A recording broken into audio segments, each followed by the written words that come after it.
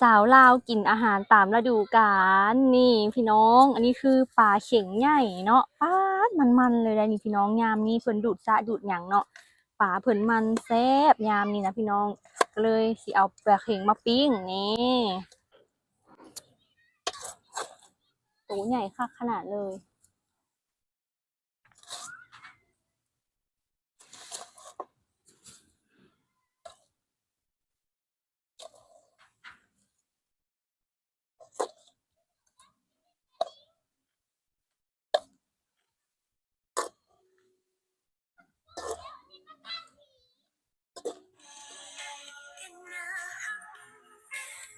ว้าวสุกเลยเด้อป้ามันเลยพี่น้องเบิ่งน้ำมันหยาดลงไปแล้วมันนั่นเกิดควันเนาะว่าน้ำมันปลามันหลายยามนี้มันแซ่บดิปลามันโอ้ตัวใหญ่ๆเลยแม่บอกเอาไม่ไหม ป้าพี่น้องแม่ดีใจขนาดได้นี่ได้กินปลาเข็งนี่ค่ะเพราะว่ายามนี้มันแซ่บเพิ่นเว้าอยู่ว่าอั่นปิ้งปลาเข็งซุแม่กินเด้อยามนี้ค่ะได้กินถือว่าสุดยอดเลยเดี๋ยวสิเอาไปเซอร์ไพรส์แม่หวาพี่น้องเพิ่นยังบ่ฮู้ว่ามื้อแลงนี้เฮาสิปิ้งปลาเข็งให้เพิ่นกินไปหาแม่หวากันเลยพี่น้องปิ้งปลาแล้วเฮาก็สิเก็บมักกอกไปใส่ตำบักหุ่งพี่น้องสบายดีเด้อมาพี่น้องกินมักกอกแม่นี่ป้าพี่น้องพี่ลูกพี่ ได้แล้วก็ตายได้แล้วเพื่อจะได้มะกอกพี่น้องกับหัวคิดได้แล้วป้ามาบัดนี้ตำมะหูกินกับปิ้งปลาเข็งพี่น้องใส่มะเขือลงไปแล้วก็ใส่กระเทียมเนาะนี่ปอกกระเทียมใส่แล้วก็ใส่แป้งนัวตำแบบบ้านๆแต่ว่าแซ่บเด้อพี่น้องเวลาปรุง แม่เพิ่นก็หิวข้าวแล้วพี่น้องเพิ่นว่าบ่ได้กินข้าวเที่ยงตอนเที่ยงผัดบ่หิวแล้วเพิ่นหิวบาดนี้พอดีเลยเนาะพอดีเลยได้ปิ้งปลาเข็งแม่เพิ่นก็ลวกผักท่า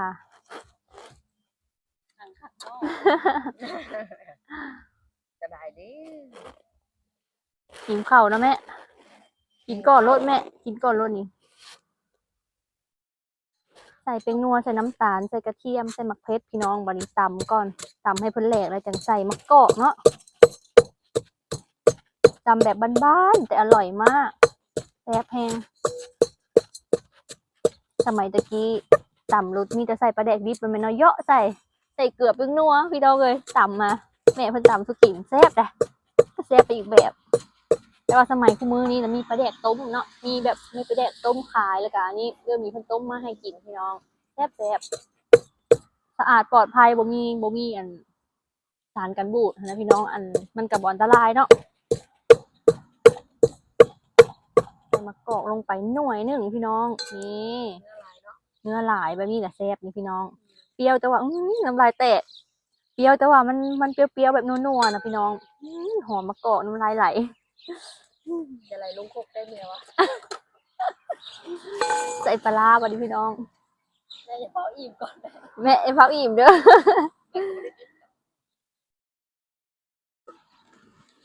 ใส่กินพร้อมเดียวมันจะแซ่บกินหลายคนพี่น้องโอ้ยหอมค่ะขนาด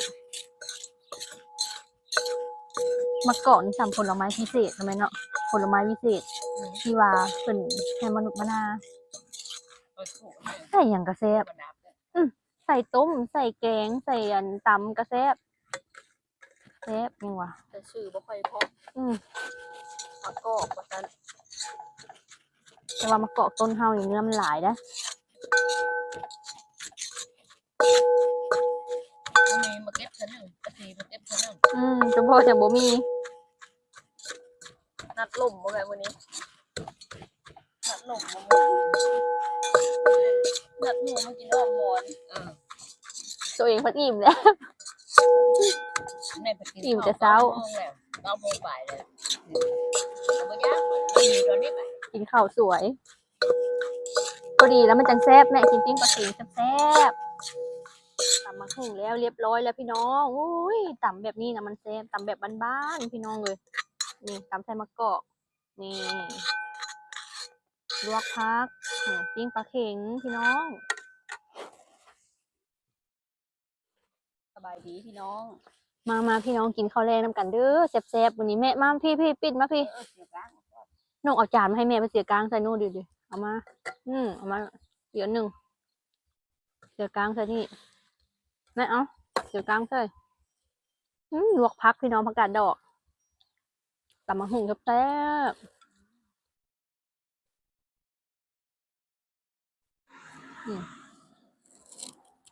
แม่ปิ้งปลาเข็งยามนี่กับเบิดเท่านั้นแล้วเนาะรวมแซ่บค่ะมันปลาธรรมชาติด้วยพี่น้อง มันหมู กินกาบ่ต้องแบบระแวงคือกินซีนนะแม่เนาะกินปลามันดีเด้อพี่น้องนี่คือระแวงกินซีนพยันความดันขึ้นคนเฒ่า คนหนุ่มก็คือการมือนั้นเนาะอันบุญบ้านแม่ว่ารถเอาซีนมาลาบนะพี่น้องลาบได้บ่ค้างไว้ กินเช้ากินลาบซีนเช้ากินลาบซีนแรงกินเช้าเที่ยงแรงพี่น้อง3เวลาเลยวิ่นหัวแม่ความดันขึ้นเด้อค่ะ กินอันนะค่ะความดันขึ้นอันกินซีนหลายนะพี่น้อง กิน3เวลาเลยเปล่า นงเป็นอย่างคือเดี๋ยวนะ ยังมีน้ำบาด มีบาด ไอ้คิดกระปูนี่ เอางี้เอาพักคุยอ่อนพักสลับก็อิ่มแล้วกินพันป่า2 มื้อพันป่า แซ่บคือเก่า แล้วอยู่ไทยเพิ่นเอิ้นปลาหมอได้แม่ คือรสจับของเขา แม่อยู่ไทยเพิ่นเอิ้นปลาหมอได้นี่ จะทำห้องปลาเข็ง ปลาเข็งเฮาซื้อมากินแล้วเด้อพี่น้องยามนี่มันแซ่บก็จะหยุดหนองมันมันปันน้ำมันหมูเนาะ มันแบบนั้นแซ่บมันนัว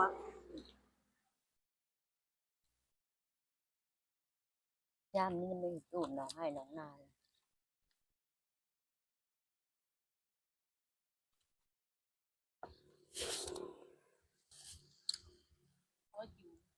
เขาน้ำเนาะเอาเลยบนแล้วปลาคอใหญ่นะมาอุ่นยังอุ่นอีก ยังได้อุ่นอีก ยังไม่ได้กิน ไม่หวา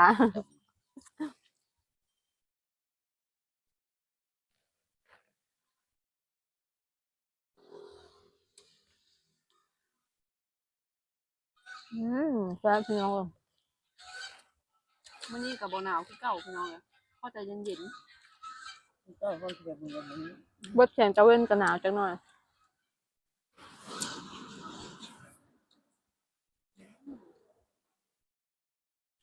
หนาวบุกี้กับหนาวแบบกันได้ ดีแล้วแม่ทำนี้พอดี นอนอยู่เชิงอยู่ให้เปิดพัดลม มันบ่มีระบายอากาศหนาวทำนี้พอดี ระบายอากาศทั้งขี้ผึ้งทั้งยุงเข้ามันทำบ่ได้เปิดติมันบ่ได้อย่างงงขึ้นต้มน้ำอาบพี่น้องเมื่อนี้อาบน้ำ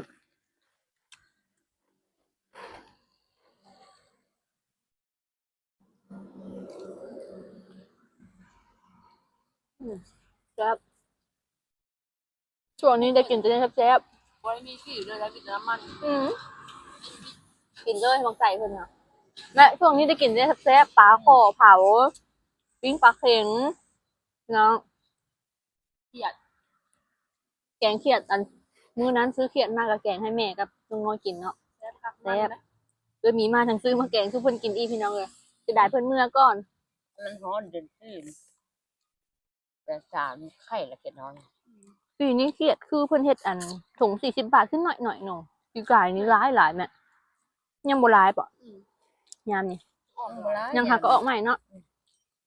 คือว่าน้อยแท้ว่า20,000 20,000กีบพี่น้อง40 บาทมันบ่พอแกงหั่นนะ เขาก็บอกว่าเป็นน้อยอย่าง จักหน่อยพุ่นเนาะเอาไปแกงคือมีกินไทยอยู่ฝั่งไทยอย่างเนี้ยเกลียดค่ะตอนเฮาไปสุดเนาะถ่ายคลิปช่องมีบ่ดูช่องเฮาเนี่ยแซ่บ บ่แซ่บบ่แซ่บแม่เขียดหน้าใหญ่นะพี่น้องส่ำ2 นิ้วเนาะขามันใหญ่มันแม่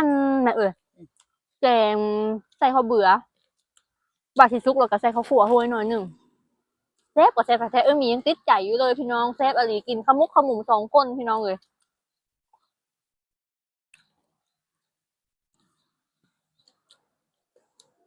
อาหารตามฤดูกาลมันแซ่บแล้วแม่เนาะจังหน่อยก็กบแล้วนี่กบกำลังมันคือกันกบอะกบกับมันเขียดกับมัน ยำข้าวเบาเอามา ปลากับมัน เอามาเจียวก็แซ่บกระเทียมกับมันคักแน่นะอืม แม่ย่ามได้ปลาเข็งไข่ จังหวะ หรือ6หรือ11บ่เพราะว่าผ่านมาล่ะ เดือนไหนแม่ก็บ่ได้ เดือน6เนาะไข่มันอ่อนแม่น่ะแม่นแล้วนี่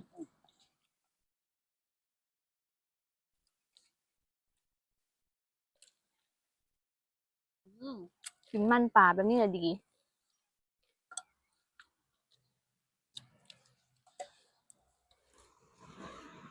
จับมือ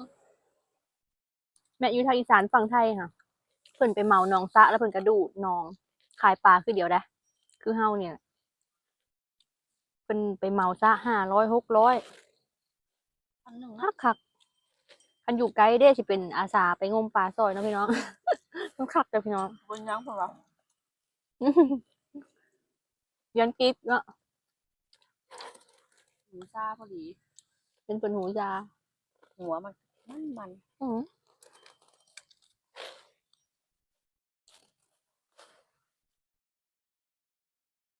ปลาเข็งนี่ดุดเก่งหนูเอาไปเอาบ่วงนี่ตั้งไว้เด้อ ที่บ้านแม่เนี่ยไปสอนจากสังหน้าเดือน6เดือน7ปลาเค็งห้าในมือเอามาเอาแซ่บปลาขาวม่อนปลาเค็งปลาอีก ตัวน้อยเนาะ ปลาลูกน้อย ไปสอนเนาะ ตะข้อโอ้ยหมาอ่อนแซ่บแต่ข่าวลูกยังน้อยตัวเกี่ยวพอได้เกิดกับตัวน้องลงมาเกิดพี่3เดี๋ยวเราเข้าแม่ฟังดู ท้ายคลิปมีอะไรจะให้แม่นะท้ายคลิป ข่าวเนี่ยฟังดูข่าวสดใหม่ๆเลยแม่ข่าวยังเด้ข่าวไทยจะพังเลย มื้อนี้เนาะพี่น้อง ก็ต้องขอแสดงความเสียใจนำพี่น้องทางฝั่งไทยพี่น้องเอ้ยข่าวสดๆใหม่ๆเลยแม่เอ้ยรถแก่ดิน แล้วลืมเอาดำลงดำอันที่ว่ามันยกอยู่ตลอดเวลาแม่ขับไปแล้วส้นสะพานที่ในสะพานนะฮักลงมาทับคุณลุงขี่รถขนไข่มาเสียชีวิต อายุ โอ้ยพี่น้องเอ้ยเพิ่นว่าเป็นหยังคือคนในถนนคือบ่บอกเพิ่นเนี่ยให้เอาดำลงเพิ่นบีบแต่คนขับรถดำบ่ได้ยินเลยยันเปิดเพลงบ่ได้ยินเลยเขาบีบแต่ ใส่ ใส่ ห้าปตาย บ่ตายคนขี่ดำค่ะรถคนดิ บาน ดเจ็บบ าดเจ็บแต่ว่าคนที่เสียชีวิตน่ะคุณลุงที่ว่าเพิ่นขี่รถขนไข่มา อันตรายเนาะพี่น้องสะพานก็ได้เนาะ อยู่ แต่ว่ามีรถมาชนมันบ่ฮักเองแต่ว่ามีรถมาชนแล้วมันฮักนะ ขอแสดงความเสียใจนำเด้อพ่อแม่พี่น้องจะได้ขอให้เพิ่นไปสู่ภพภูมิที่ดีเด้อ โดยโอ้ยปิ้งปลาเข็งมื้อนี้ก็แซ่บแล้วแม่เนาะแซ่บเนาะ ช่องโต จักคะแนนแม่ คะแนน100 นั่นพี่น้อง แซ่บแฮง วันนี้ได้120คะแนนมื้อนี้ได้แม่เอ๋ยช่วงนี้ได้กินแต่แซ่บๆเนาะ อืม กินปลาก็แซ่บมีความสุขเด้อพี่น้อง น้ำหนักขึ้นเลยนี่ กินข้าวแซ่บแล้วก็นอนหลับไปซื้อว่าสุดยอดล่ะ ซิดบ่ดูปานใดก็ได้ เนื้อหา บ่ บ่อยากเอามาสู่แม่เพิ่นกินก็ได้มันแพงแน่แล้วก็มันก็บ่ค่อยดีต่อสุขภาพแม่ เนาะ เนาะ เล่นต่อล่อว่ะ อันนี้ผัดมันดีต่อสุขภาพแล้วก็แซ่บอีกนะแม่เนาะยามมันแซ่บก็ซื้อมาสู่แม่กิน คือว่ามีปลากดแกง ปลากดแกงใส่น้ำไม้ส้มเนาะแต่ว่าปลากดยังบ่มียามนี้เนาะมีแต่พวกปลาขอปลาเข็งพี่น้องเอ้ยมามีแนวสิให้แม่เด้อพี่น้อง ดีใจค่ะ 1 2 3เด้พี่น้องนี่คือในซองสาวซุกน้อง FC เพิ่นเซอร์ไพรส์วันเกิดน้องโตเกียวพี่น้องในคลิปสาวซุกแล้วว่าสิเอาให้แม่เพิ่นอยู่ปัดว่าลืมพี่น้องเอ้ยดีใจแฮงพี่น้องเพิ่นเซอร์ไพรส์ทุกปีเลย3คนเฮานะเพิ่นเซอร์ไพรส์วันเกิดทุกปีแบบย้อนหลังให้พี่น้องเอ้ยพระวิทย์เพิ่นก็บ่ได้ว่าย้อนหลังดอก ดีก็ดีแท้ก็ชนะก็เป็นเทวดาแล้ว ถูกขอบคุณ PFC หลาย ๆ เด้อโทรศัพท์สาวซุกเพย์เด้หนูน้อย ตั้งแต่วันเกิดคุณแหละเพิ่นส่งมาแหละโทรศัพท์สาวซุกมันพังหากระใช้งานได้ แล้ว เข้าไลน์บ่ได้เด้พี่น้อง ใช่ เอาแม่วันเกิดลูกเอาเงินให้แม่ ขอบคุณเข้าใจเด้อตัวเกี่ยวกับความสุขความ สาธุ ผู้เอาให้ก็ให้มีความสุขกับเจริญท่อเด้อท่อกันก็ สา กับเดียว ธุ เด้อ ขอให้ PFC ให้มีความสุขความเจริญเด้อเดินทางไปแคล้วคลาดปลอดภัย PFC รวยแล้วก็ขอให้รวยยิ่งขึ้นไปเด้อแล้วก็ขอให้ถึกรางวัลใหญ่รางวัลที่1เด้อสา ถึง ธุ รางวัลเรื่อยๆเด้อ ขอขอบคุณเพิ่นหลายๆพี่น้องเอ้ยเซอร์ไพรส์แฮงปีนี้ก็ได้เนาะ แม่น เอาพี่น้องสำหรับคลิปนี้ฝากพ่อแม่พี่น้องกดไลค์กดติดตามกดแชร์เด้อและที่สำคัญบอกกดคำโฆษณาเนาะเพื่อเป็นกำลังใจให้ครอบครัวสาวลาวเซโนแฟมิลี่พี่น้องสบายดี บ๊ายบาย